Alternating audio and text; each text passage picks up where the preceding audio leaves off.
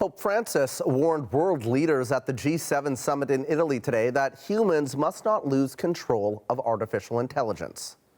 Una vera e propria rivoluzione. Francis said AI must not be allowed to get the upper hand over humans and urged close oversight of the technology. At 87 years old, Francis made history as the first pontiff to address a G7 summit. For more on this, we're joined now by Jeremie Harris. He is the CEO and co-founder of Gladstone AI, a company helping people to understand AI trends and advances. He joins us tonight from the nation's capital, Ottawa. Thanks for being here. Oh, thanks for having me. Now listen, with the G7 creating an environment where major world leaders can discuss these regulations together, is it possible for everyone to be on the same page here? And what could happen if they're not? Yeah, I think it's a real challenge across the world. I think in the G7, there's a unique opportunity to find some areas of collaboration, in particular in the domain of export controls, right? This is this idea of preventing nation state adversaries from accessing controlled technologies. Unfortunately, AI is one of those technologies that is increasing the destructive footprint of malicious actors, of nation states that want to target our infrastructure and other things. So this is really an area, I think, where there's a lot of room for collaboration. So collaboration on supply chain controls across the board. We're already starting to see indications of that. The United States joining with the UK, joining with sort of more and more so the Netherlands and Taiwan, kind of setting up infrastructure to monitor the flow of advanced semiconductors, which obviously are the key input to the whole AI supply chain. So I think that's one really key area of collaboration for those countries. I think also just setting norms and standards around the responsible use of this technology is really important. That's something we've seen a lot of discussion on the Hill in the US about, and hopefully we'll start to see more action on that as countries start to figure out what they think the biggest threats are in this whole picture, right? So not everybody agrees. Right. Is it the weaponization of these systems or is it something else? Well, and just to pick up on that, the Pope warned against AI weapons, but AI drones, they're already here. If some countries regulate AI weapons and some like China or Russia don't, what do you think the danger is? What could happen? Yeah, I think it's a giant risk, quite frankly, and I don't think that regulating the deployment of AI weapons is necessarily going to be the most tractable solution.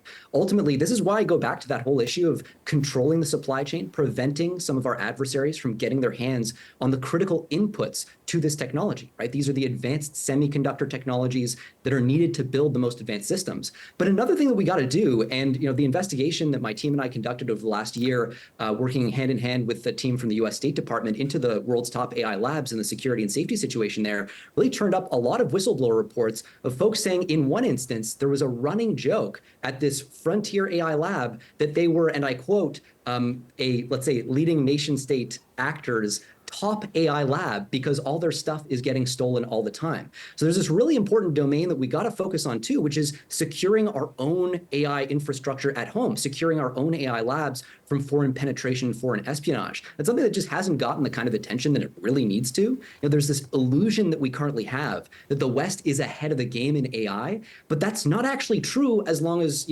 foreign adversaries are able to hack our leading lab systems and steal their IP, really with something close to impunity, which seems to be the case right now. Jeremie, let's talk about that report that you mentioned there. You published this report commissioned by the U.S. State Department a few months ago, stating that AI could pose an extinction-level threat to humans. What do you mean by that?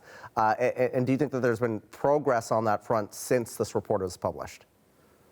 Yeah, so the two categories of risk that we looked at that were identified not just by us but by members of the U.S. interagency. We're looking here at sort of national security agencies, Department of Defense experts in weapons of mass destruction. They looked at these as weapon of mass destruction level risks as well. These were the weaponization of these systems through, for example, using AI systems to help design bioweapons or carry out autonomous cyber attacks on critical infrastructure. That's one bucket. The other was the loss of control of these systems. And of course, we've seen 2 out of the 3 founders of the field of modern AI come out and warn about that being a thing. We got whistleblowers in all the frontier labs essentially kind of coming out now and saying, hey, yeah, this is a real issue and we're not doing enough to address this risk class. Look, there have been a bunch of high profile departures recently. The news has been full of folks saying, hey, I'm leaving my frontier lab. OpenAI has had a lot of these, right? Scarlett Johansson isn't the only big story coming out of OpenAI, not the only scandal. They lost their head of AI safety recently, AI alignment, Jan Laika, who took to Twitter and said, look, I'm leaving because not enough is is being done. At this point, one of the things that makes me really optimistic, though, is the fact that it's being taken more and more seriously by policymakers, especially in the United States. We're starting to see people really wake up to this and set up hearings that are starting to probe at this important question. What are we doing to secure our labs? What are we doing also to make sure we can maintain realistic control over our AI systems in the future? What kind of regulations do we need? What kind of oversight do we need? So I talked to Geoffrey Hinton, who's known as the godfather of AI here on the show a couple of months ago, and he was somewhat pessimistic about this. He had a little bit of optimism, but do you think that we're too far down the rabbit hole, so to speak, to kind of turn the clock back on this? Yeah, it's a really good question. I think at the end of the day, so first of all, I'm a lot more optimistic than I was 4 years ago when we started working in this space really intensely. I think one of the key things that's happened is we've had technical advances that are increasing our ability to control these systems. We're not yet at the point where we can plausibly claim to know how to control so-called super intelligent systems. These are systems that are broadly more intelligent than human beings. We're not there yet, but we are making meaningful progress. And frankly, it's an open question at this point whether we'll hit that stage before we actually build the technology, build the capabilities. That is a risk. That risk, in my mind, has gotten a little bit lower as we've seen kind of the safety side catch up a little bit, which is exciting. I think that there are a lot of possibilities in terms of regulation that get us as much of the value as we can here, because that's really what we want, right? There's tremendous value here. We don't want to just kind of get rid of that and over-regulate it to death, if you will.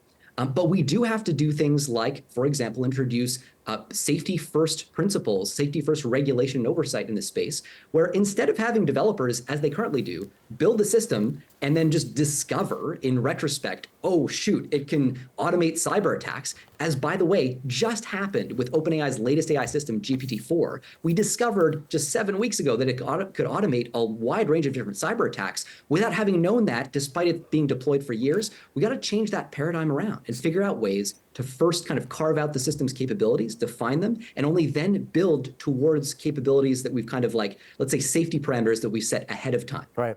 So for the average person watching all of this, is there anything that they can, and that's concerned about all of this, is there anything that the average person can do, or are we just kind of bystanders?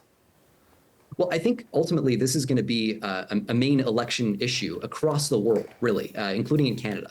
The idea of regulations for AI, and in particular regulations that target the extreme and potentially catastrophic risks that come from these systems, I think is absolutely going to enter the kind of the mainstream, and we will see this featured in platforms. It's already being done in the US. I think Canada's not going to be far behind on that. We may not have the world's top labs here, but we have some, right? We have Cohere, for example, which is an important developer. They're sort of lagging behind companies like OpenAI, but you can imagine, if the US brings in regulations that do the trick, other countries have to follow suit. If we domestically have certain capabilities, we need to be good actors on the world stage as well and do likewise. So I think that's going to be an important step, is to be aware of the space, to make sure that we're informed voters and able to kind of weigh in on these issues in a way that reflects the risks at hand and what we know about them.